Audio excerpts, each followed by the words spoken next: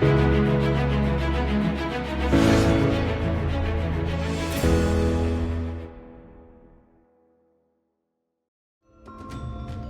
British Museum in London is well known for its blockbuster exhibitions, which can reshape the way we think about great swathes of the past.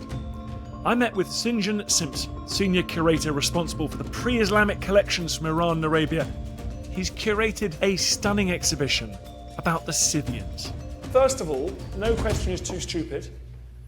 Who were the Scythians? Well, they were Iranian-speaking nomads, and we know they were Iranian-speaking because although they've left no inscriptions of their own, the names of the kings or their chiefs are occasionally mentioned by Greek, Assyrian, and Achaemenid Persian sources, and their names were Iranian, so we can assume, therefore, that they were all Iranian-speaking nomads. And they spread across a vast area, ultimately from the edge of China through to the edge of Europe, and originated, as far as we can tell from archaeology, in about the 9th century BC in a small area of southern Siberia. We've got a map, in fact, haven't we? Let's pull up the map. Here we go. It's a proper map with no modern political boundaries on it. That's what I like about this map. And it allows you to focus on the kind of geographical context for the Scythians, which I think is really, really important. So we're talking at top right, basically, are we? Top right, yes. Altai Mountains and thereabouts. So really on the borders of Russia, Kazakhstan, China and Mongolia. I'd never heard of the Altai Mountains until I met you. And it just made me feel so stupid and embarrassed. So they emerged there 900 BC. Yep. Are they then one large coherent polity stretching across this huge green swathe there, or is it like the Mongols later period? We hear about different tribes. We hear about lots of intra-competition. Yeah. So you can either split or lump. That's the story of archaeology. If you split, then you're going to end up with an incredibly complex mosaic of archaeological cultures, which is going to be great for infighting between archaeologists and far too specialised for anyone else to come and visit. So we decided to lump and to put these subgroups together and define the Scythians by the so-called triad that defines them. A particular style of art, a particular style of horse gear, and a weapons kit. And so these things really define a group of tribes who together dominate this whole light green stripe, which is a stripe of grassland, and it's a corridor of movement, effectively, that connects northern China with the edge of Europe in the Black Sea region. It's such an important story, this, because it encourages us to think about trans-Eurasian links rather than the separateness which certainly I grew up with. Did they ride to and fro from the Altai Mountains to the Black Sea right from the beginning, or was it a story of sort of pushing west gradually? Yeah, I mean, Herodotus, writing in the 5th century BC, encounters Scythians in Greek colonies in the Black Sea region. And so he dedicates a whole book 4 of his equivalent to the history of the world, to Scythians. He writes about them quite sympathetically. And he describes different tribes, different characteristics of economy in the Black Sea area. And he says, but they came from Asia. Basically, they came from further east. And that's really clear archaeologically, that the earliest definitions of these tribes really lies in southern Siberia rather than in the Black Sea area. But within about 200 years of the definition of their culture, they have groups of them have moved into the Caucasus, knocked out various indigenous tribes, started to effectively colonize the Black Sea area, and push into the Middle East through the mountain passes of the Caucasus. So in the 670s BC, King Esarhaddon of Assyria describes fighting Scythians in effectively the North Mesopotamian plain. Right, so they're pushing. Now, is this where we have to... We hear a lot about these Asiatic tribes. Later it's the Huns, then the Mongols, beginning in this seemingly in the same sort of crucible of the pasture land of the Altai Mountains. and exploding westward. Is it quite important for you not to just keep thinking of those later parallels when you're dealing with the Scythians? I mean, are they quite distinct from what followed later on? I think they're all united by the fact that they're horse-based nomadic economies, and that green stripe of that corridor of grassland is their comfort zone economically.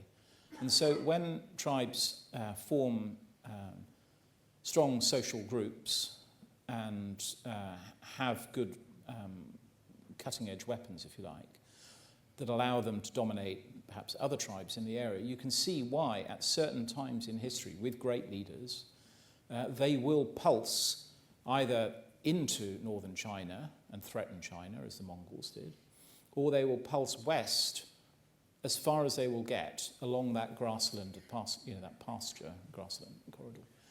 And that's what the Scythians and their immediate successors did. Do we think that there was at one stage I guess we have no idea, but is it an empire, if you like, recognizable empire in which somebody's sovereignty held sway right from the borders of modern Mongolia right to the Black Sea, or do we think it was less organized than that? It's lots of different chiefs. I mean, Herodotus refers to them as kings. I think that's a sort of Western concept, a concept of power that's rooted in urban environments, in kingdoms and empires. I think there's a really telling passage that accompanies Darius, the Persian king Darius's victory, relief at Bisitun, where he refers to how, and illustrates, a defeated Scythian chief called Skunker, it's a wonderful name, who is shown on the relief as being led off into captivity by a neck halter, and who Darius says he replaces with another Scythian. And I think that really says it all. There are multiple tribes and there are multiple chiefs controlling different areas of territory, some small, some rather large. And I guess it also implies there's a client-state situation on the frontier where the Persians don't feel they can push into this Scythian territory, but can influence the politics of this buffer zone. Yeah, I was absolutely delighted when I asked our wonderful 2D designer, Paul Goodhead, to come up with a map that basically tried to show the different environments, firstly of Siberia, that it's frozen tundra in the north, and then it gets this great swathe of dense forest that covers most of Siberia. And then to the south of that, you've got open woodland, and then you've got grassland, and then, of course, south of that, you've got desertic steppe. So he switched on a program on his computer, and that just basically laid these biomes, these environmental stripes across that part of the globe. And it was wonderful because the light green, the lightest green stripes at the bottom are exactly the areas of the Scythian burial mounds that we see archaeologically. So there's a real clear correlation between environment and archaeological distribution patterns. And then he switched on, as it were, the maximal extent, shown here in red, of the Persian Empire. And I thought it was absolutely brilliant because I've never seen a map like this ever published or shown before, where you can see that the areas of interface, if you like, the border zones or the areas of interaction between the Persians here in red and the Scythians in light green above are defined by open water, mountain, and desert steppe.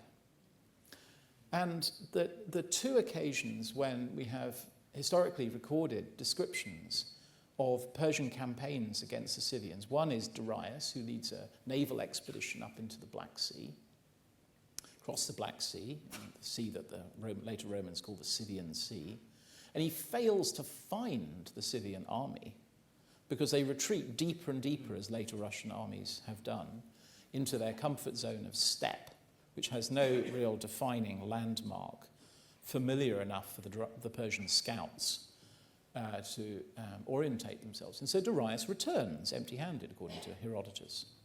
Unsurprisingly, perhaps, it's not referred to by the Persians themselves because it's an unsuccessful expedition.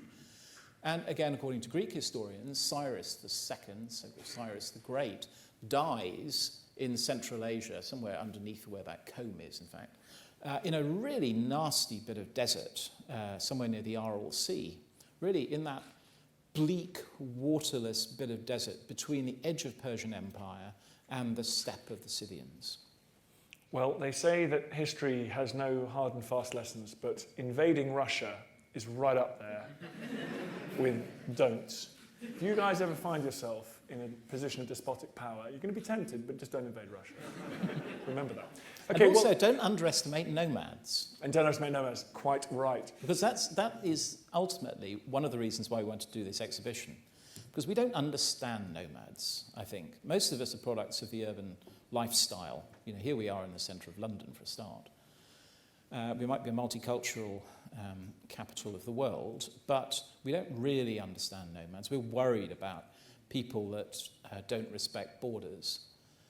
And it's true of the ancient historians. You know, they're trying to understand them, but they underestimate them. And underestimating nomads, Persians failed twice, obviously, and later Sasanian Persians and the Roman Empire and the kingdoms of medieval Central Asia overcome by equivalent hordes. We're going to talk more about that great military clash between the settled peoples and the nomadic people. It's when we come onto the military stuff.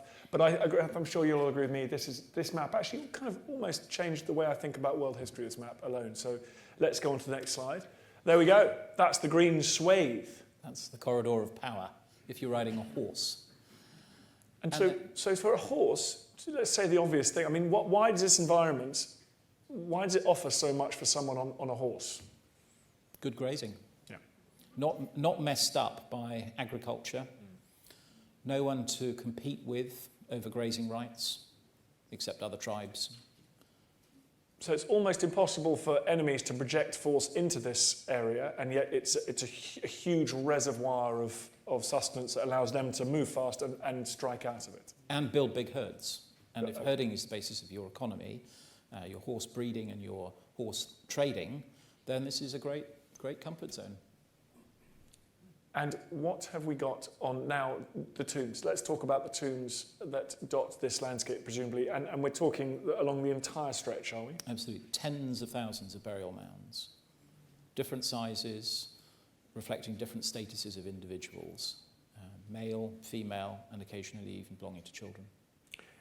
And instantly recognisable archaeology? I mean, can you place them within the chronology when you open up these mounds, or is there a great continuity there of is a material? Bit of correlation. Yeah, they do vary in shape and construction technique. I mean, that's the lumping. That's the splitting tendency. Okay, we don't want to split. We're not here to split. Okay, fine. But you know it's a Scythian mound when you're digging into it. Absolutely, because of the contents. Really, it's the objects that they place within them that are the archaeological diagnostics of culture and date.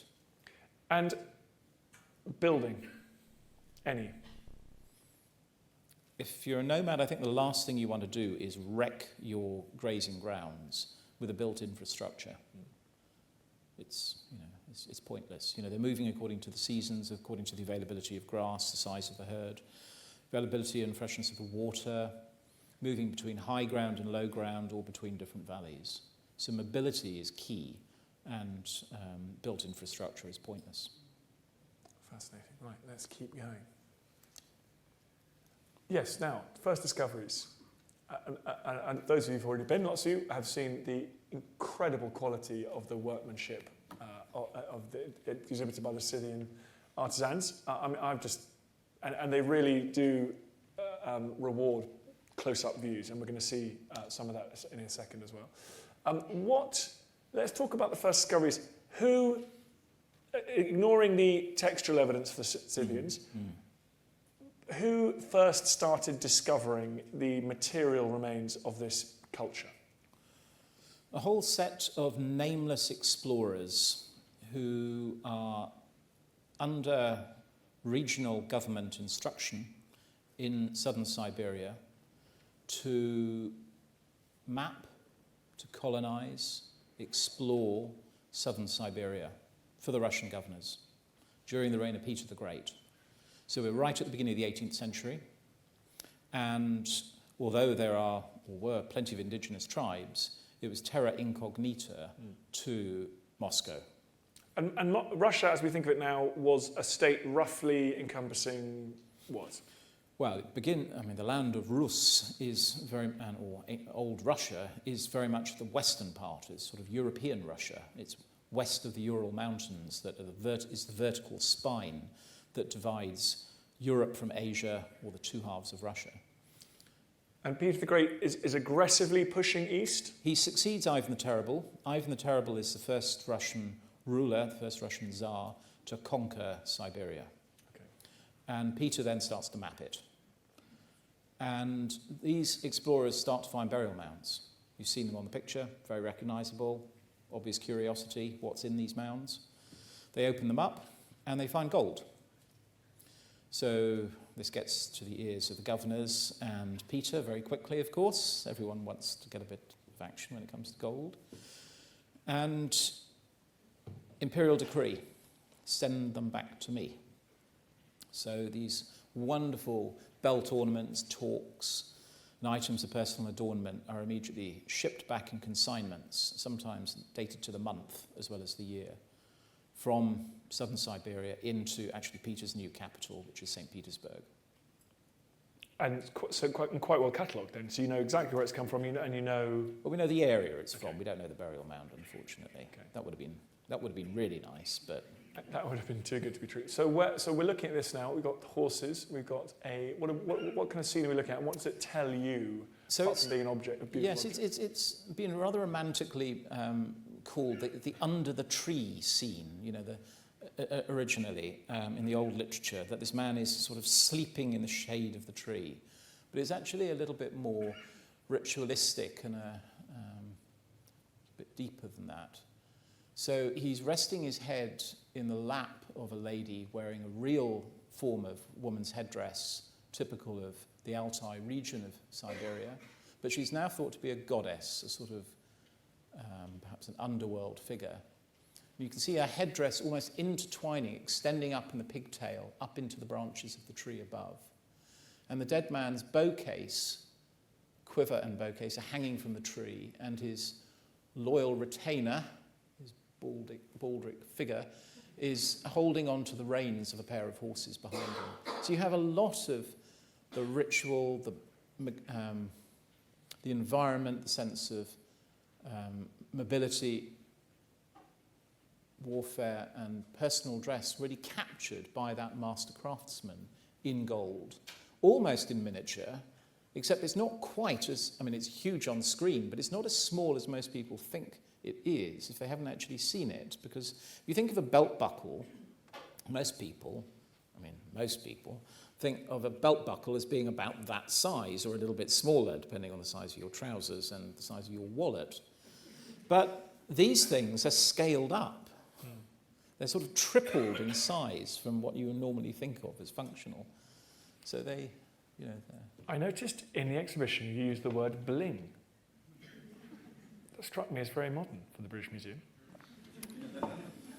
Well, we've been around for 260 odd years, but that doesn't mean to say that we're stuck in the 18th century. Language does evolve, and label writing is a wonderful opportunity, a bit like exhibitions really, to educate, to inform, to amuse lightly, and to, I think, subvert people's ideas about what they're looking at and what museums are about. It's nice to shock people and wake them up a little bit out of there. And it is quite a useful word, actually, particularly in relation to the Scythians. So would they have worn their wealth, do we know, like this? Would they have used it as a belt buckle? Was it being stashed in a saddlebag? Or was ostentatious flaunting of wealth? And might they just rip it off and pay someone for a loaf of bread with it? Well, the last question is the easiest one to answer, because they probably didn't have bread. No, well, that was bad. Because they didn't have cereals, they weren't farmers. So bread wasn't actually really introduced in Central Asia or Siberia until after the Russians came in. It's quite an interesting dietary change. So we haven't. That's the first time you've heard it, because that's not even in the exhibition. But yeah. No, they're wearing their wealth because, of course, that's the only place where they can flaunt it. Because if they don't have any buildings, then they can't show it anywhere else except basically on their bodies. And they're celebrating gold. I mean, it's everywhere. It's scaled up for some ornaments, and then it's replicated and effectively scaled down and worn across the body as multiples with appliques sewn onto cloth and so on. Which we're going to see a little later. Well, thank you for ruining I thought this was a really rather romantic scene. It looks like almost a sort of courtly love scene from the 15th century, but now it's actually someone dying. Tale of death. Yeah. So that's and remembrance. Remembrance, yes. Yeah. Less romantic, though. Let's have a look at the next slide. Yes, I love this. Body art. What is this on the left? It's almost the first page in any book on tattoos. So tattoos are universal and they're very ancient. You know, they're not a creature. They're not, the products of modern society. What the Scythians did, though, is effectively hide their tattoos rather well, because there's no evidence really of facial tattoos, and there's very limited evidence of even tattoos visible on the hands. So when they're wearing all-weather clothing, the tattoos are covered up because they're tattooing the arms, the torsos, the back, and the lower legs. Men and women are wearing body art. And it's really complex design, so often forming what now seems to be a completed tapestry, but actually laid on in layers, as if an individual is getting a tattoo at certain moments of their life, key moments, presumably.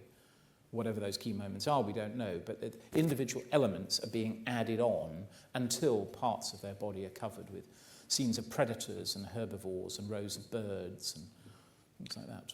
Strangely, like modern body art, I'm told by my friends that practice it. I mean, it's something that is meant to be special and you commemorate some event or some, forgotten love.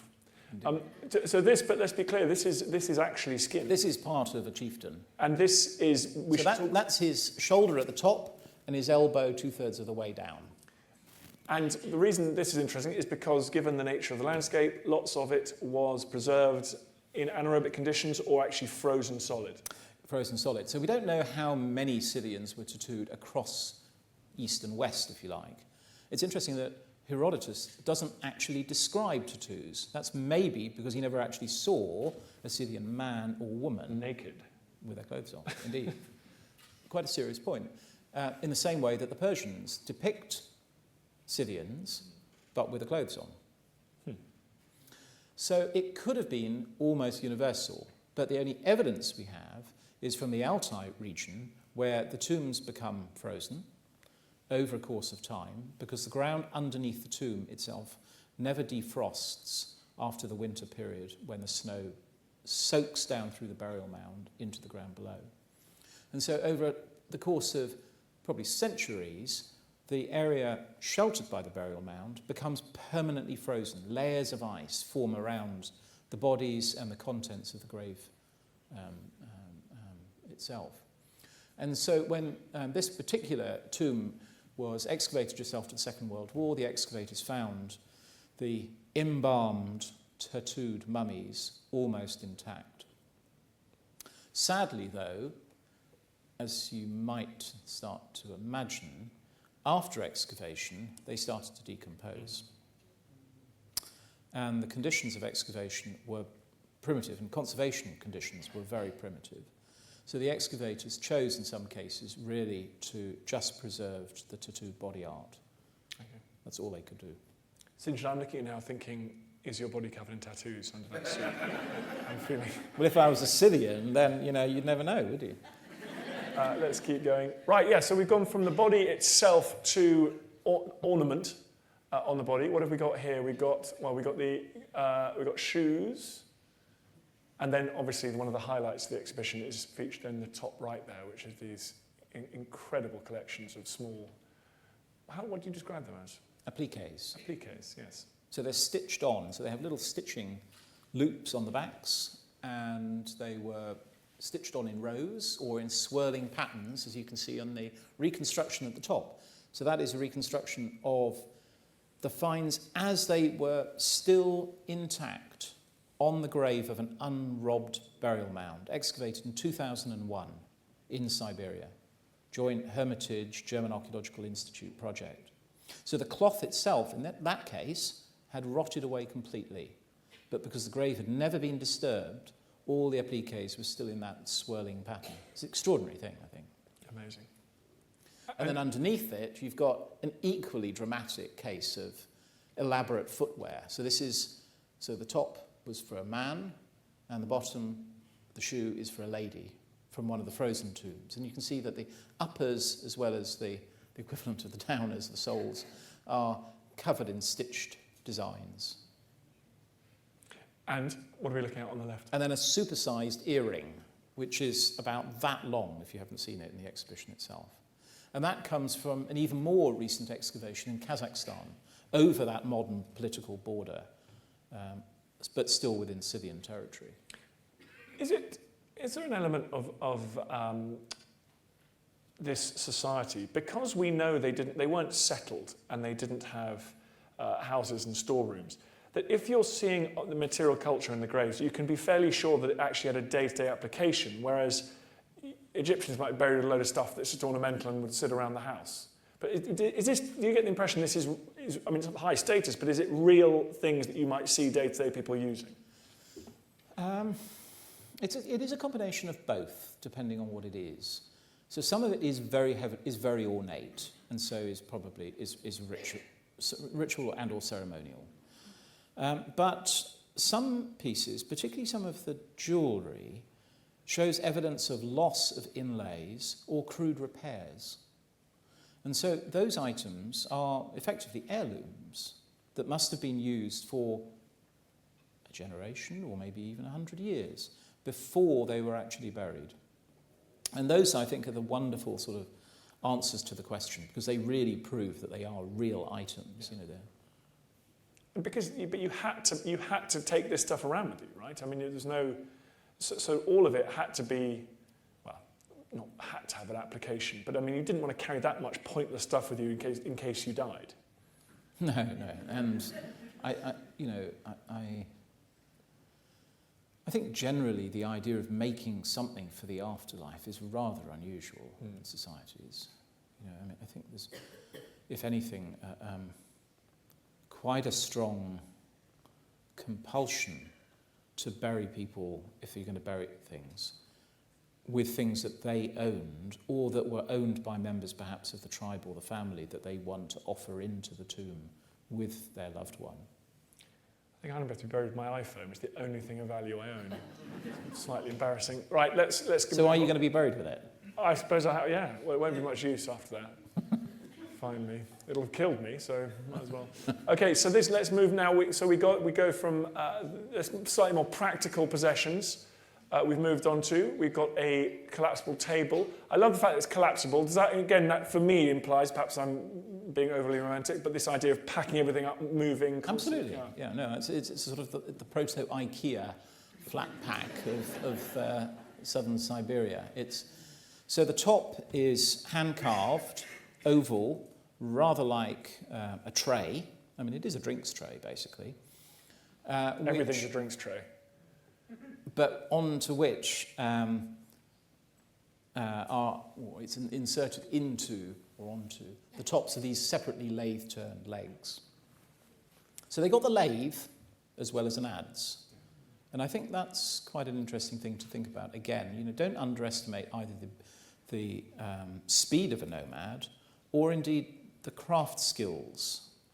And all of these items, regardless of size, and they are all small to medium size because they don't want big things in their lives, basically.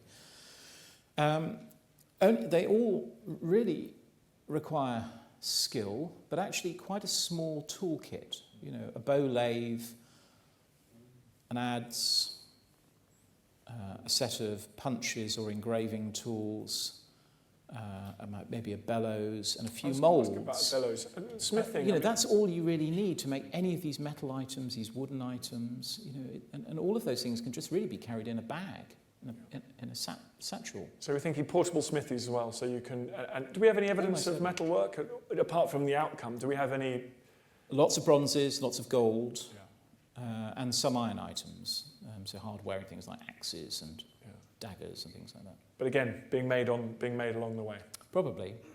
I think the thing to think of is they're not on the move every single day. You know, they're not that mobile. You know, they're moving according really to the seasons, or maybe, you know, if adversity shows up, you know, then you pack your bags, put your women and children and larger things onto a wagon, as Herodotus describes, and the men get onto their horses and you ride off. Very civilised. Better that than the Scythians, Cyrus coming after you. Lumps of cheese. Tell me about their diet. What do we know? Oh, probably quite a good healthy diet, really. Not great if you're a vegetarian. Vegetarians can't have lasted long, really, I don't think, in Siberia. A few probably root tubers collected in summer and then stored for gnawing on in winter, if you really like tubers. But really, it's a meat-based diet with secondary products that herds produce. So milk, probably yogurt and cheese, and lots of stews, and no bread. No bread. I know that. Right, let's... So we've got some of this lovely cheese... well, it's not lovely now. It's sort of, as we've jokingly called, it's got a best before date of about 300 BC. But it was still lovely to be able to put cheese in an exhibition. You know, I mean, what other exhibitions? And why have we got cheese? That's permafrost cheese? Yeah, that's permafrost cheese. Yeah. And then we've got a drinks mat, basically. We've got a... It's a lovely thing. It's fit for design. So it's part of a large, probably large felt rug, floor cover, of which only the corner survives. And in the corner of that is a little placemat holder. So we've just got that bit, basically. And it's designed to keep your round-bottomed drinking cup steady on an uneven floor. We should talk about the boozing. When I said that table is in fact a drinks table, I suspect everything in Scythian society was just a holder for drinks and hallucinogens, from what you've told me. But let's look at the next slide.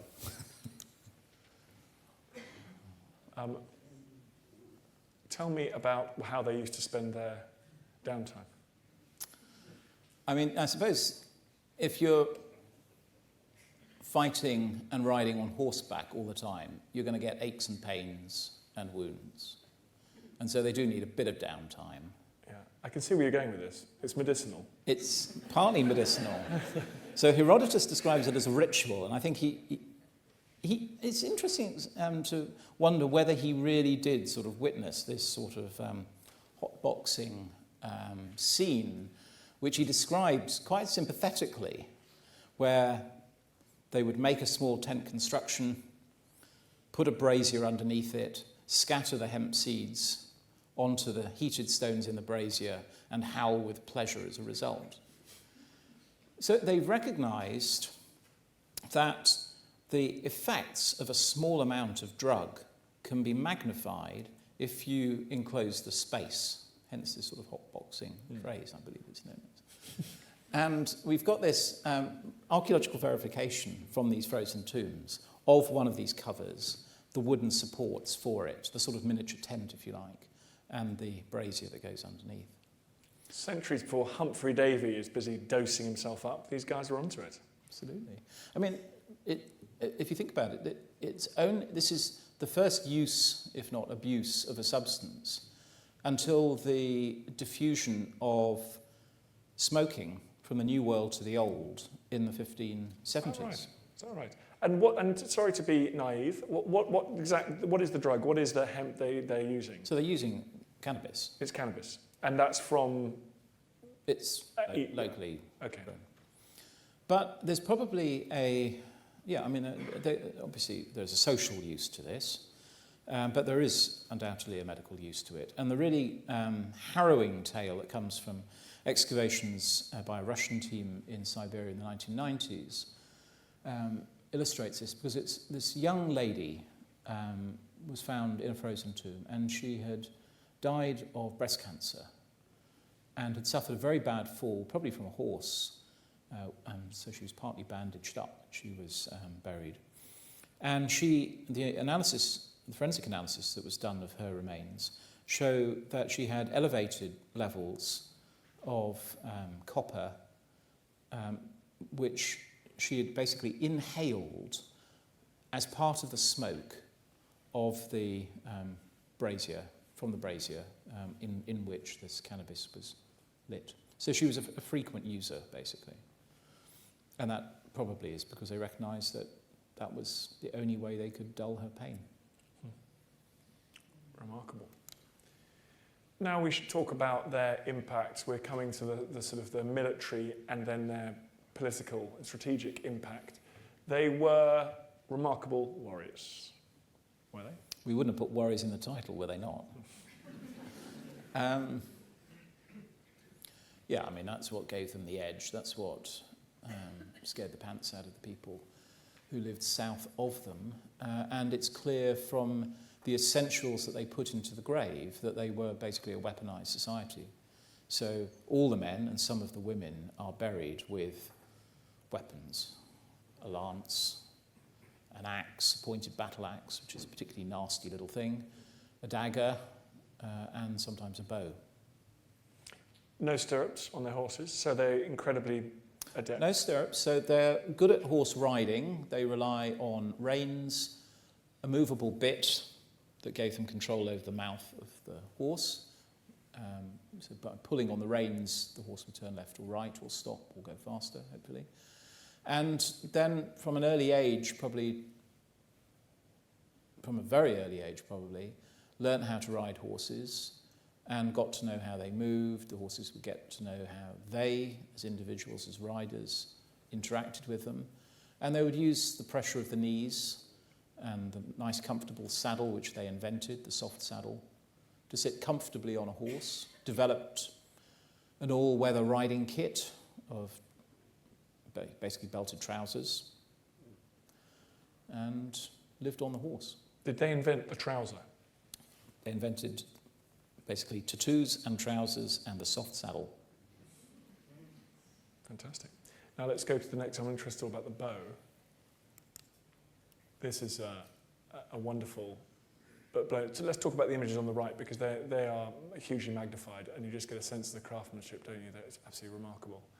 And you guys did this, didn't you? Yes, it's one of the few pieces from our own collection. So it's I think if you think back to that map, you know, the green of the Scythian territories of southern Russia and the edge of Europe and Kazakhstan. And then to the south you have the world of the Persians in red.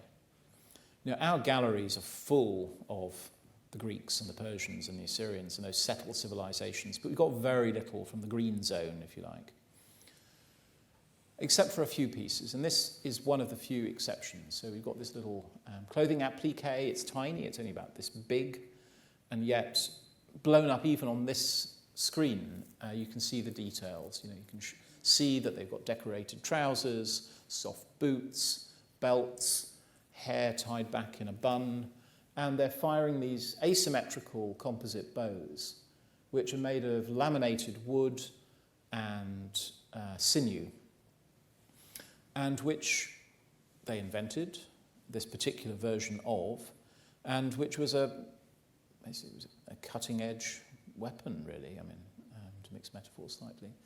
I mean, it gave them a huge advantage over anyone else, even with a bow. It shoots further and straighter than anything previously invented.